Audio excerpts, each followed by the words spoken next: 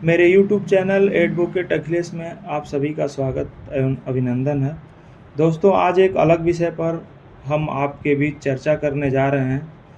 जैसा कि देखा जाता है, प्रायः ग्रामीण अंचलों में ज़मीन के सीमांकन और सीमा को लेकर के, डाँड़ा मेढ़ा को लेकर के पक्षकारों के बीच विवाद की स्थिति बनी रहती है। उस विवादों के निपटारे के लिए उत्तर प्रदेश राजस्व संहिता 2006 में सरकार द्वारा क्या प्राविधान दिए गए हैं, उसके अंतर्गत हम किस तरह से सीमा संबंधी विवादों का निपटारा कर सकते हैं, उसके लिए प्रक्रिया क्या बनाई गई है, उसके बारे में आज हम चर्चा करेंगे आपसे। तो सर्वप्रथम साथियों, उत्तर प्रदेश राजस्व संहिता 2006 की धारा 24 के अंतर्गत सीमा संबंधी विवादों के निपटारे की व्यवस्था दी गई है सरकार द्वारा। उसके तहत सर्वप्रथम आवेदन करने के लिए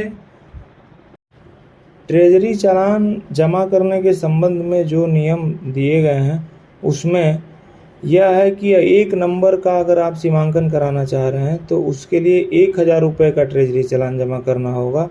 यदि कई नंबरों का सीमांकन कराना चाह रहे हैं और अगर वे नंबर एक दूसरे से सटे हुए नहीं हैं तो प्रति नंबर 1000 रुपये आपको ट्रेजरी चालान के रूप में जमा करना होगा।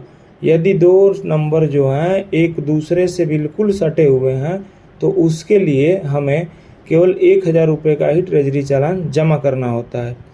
ट्रेजरी चालान जमा करने के उपरांत जिस आराजी का हम सीमांकन कराना चाह रहे हैं, उस आराजी का नक्शा, खसरा और खतौनी के साथ आवेदन पत्र संबंधित उपजिलाधिकारी के समक्ष उस आराजी के अगल बगल के काश्तकारों को पक्षकार मुकदमा बनाते हुए प्रस्तुत होगा।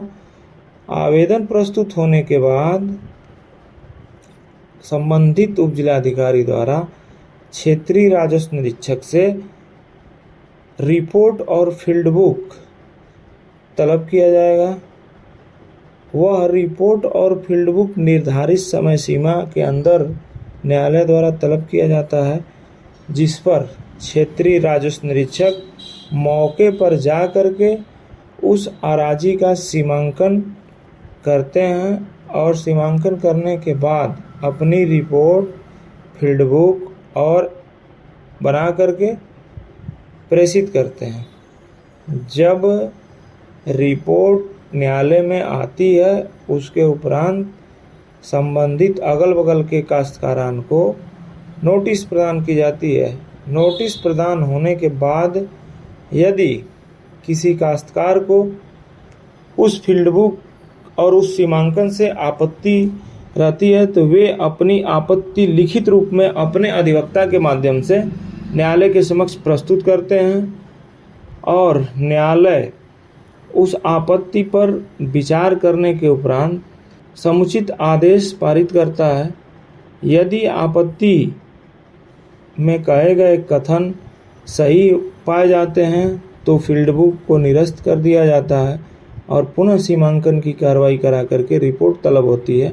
और यदि आपत्ति के कथन सही नहीं रहते हैं और आपत्ति के कथन में कोई बल प्रतीत नहीं होता है तो ऐसी दशा में जो राजस्व निरीक्षक द्वारा प्रेषित फील्ड बुक होता है उसे न्यायालय द्वारा पुष्ट कर दिया जाता है। पुष्ट करने के उपरांत न्यायालय से उस आदेश और उस रिपोर्ट की प्रमाणित प्रति के साथ संबंधित राजस्व निरीक्षक को पत्थरगड़ी की कार्रवाई करने के लिए प्रेषित किया जाता है और उसके क्रम में संबंधित राजस्व निरीक्षक मौके पर जाकर के अंतिम रूप से फाइनल पत्थरगड़ी की कार्रवाई संपन्न कराते हैं और कार्रवाई संपन्न कराने के उपरांत अपनी रिपोर्ट स्पॉट मेमो के सहित संबंधित न्यायालय को प्रेषित कर देते हैं। इस प्रकार सीमांकन से संबंधित प्रक्रिया पूर्ण हो जाती है। दोस्तों, अगर यह जानकारी आपके लिए अच्छी लगी हो तो प्लीज़ मेरे चैनल को सब्सक्राइब करना न भूलें। धन्यवाद।